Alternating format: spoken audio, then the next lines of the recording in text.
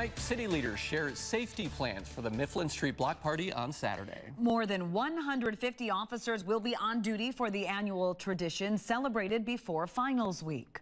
WMTV's Cameron Kelly went to a press conference, spoke with students ahead of the party. Cameron, what did you learn? Thousands of college students are expected to attend. I spoke with a junior who is gearing up for the big day. He lives on Mifflin and wanted to have fun while staying safe. UW-Madison junior Josh Radke is starting his Saturday with water, electrolytes, and Costco pizza.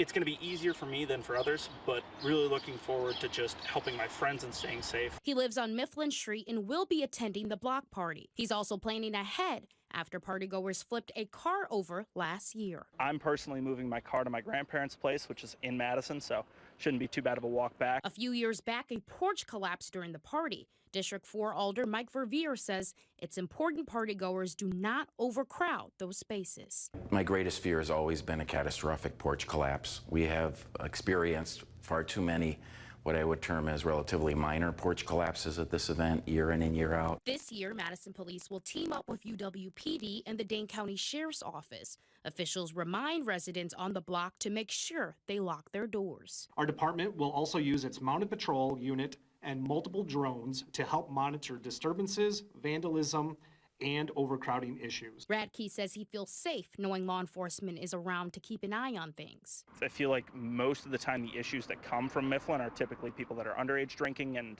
doing random stupid stuff. He wants Saturday to go smoothly so the tradition can live on. I hope for the future and everything that Mifflin keeps going. The Central District captain wants to remind students it's always better to ask for help. In fact, there's a new policy called Amnesty Through Responsible Action that would shield you from being ticketed for underage drinking if you call for help during a medical emergency. The policy covers both the incapacitated person and the person who calls for help, as long as the caller remains with the impaired person until medical help arrives. Live in the studio, Cameron Kelly, WMTV 15 News. Thanks, Cameron. Ahead of the party, the city's building inspector walked Mifflin Street to look at properties. Their main concern is people falling through porches, which happened back in 2022. We looked at 58 properties in the area. We issued 26 notices of violation to correct the exterior construction or condition of the buildings.